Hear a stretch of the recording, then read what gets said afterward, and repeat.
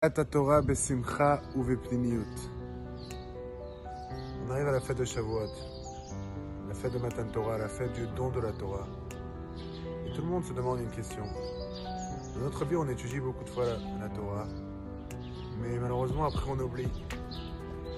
Et il y a des gens qui se demandent, ça vaut le coup d'investir sur quelque chose que je sais que j'ai oublié dans 1 an, 2 ans. Alors pour ça, je vais vous partager quelque chose d'incroyable. On m'a dit que Rav Yosef, c'est un des plus grands sages qu'on a eu dans l'histoire. On l'appelait Sinaï, c'est-à-dire il avait toute la Torah dans sa tête, comme quand on a reçu au mont Sinaï, et que chacun qui avait besoin de questions, il partait directement chez lui. Le jour de Shavuot, il faisait un festin énorme.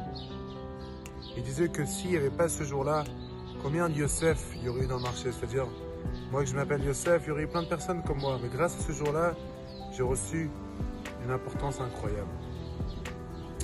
Alors, la question elle est, pourquoi il dit grâce à ce jour-là? Pourquoi il ne dit pas grâce au jour de Matan Torah?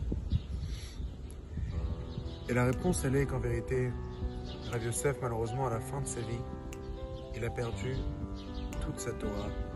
Malheureusement, il est devenu aveugle et il a oublié sa Torah.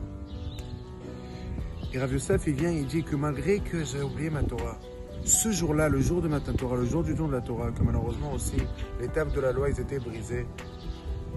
On les a pas mis à la poubelle, les tables de la loi. C'est écrit Luchot veshivra luchot menachot baron, c'est-à-dire les tables et shivra luchot, aussi les tables de la loi qui s'étaient brisées. Les deux, ils étaient dans la Aaron. Pour te dire que même si on a brisé les tables de la loi, ils restent éternels. Le message que Rav Yosef il voulait faire passer aux gens, c'est qu'en vérité, l'étude de la Torah, ça reste éternellement. Le jour de Shavuot, c'est le jour du don de la Torah, mais c'est aussi le jour qu'on a brisé les tables de la loi. Les tables de la loi, on les a gardées avec nous au Beth Amikdash. Parce que la Torah, ça reste éternel, c'est une chose qui part jamais.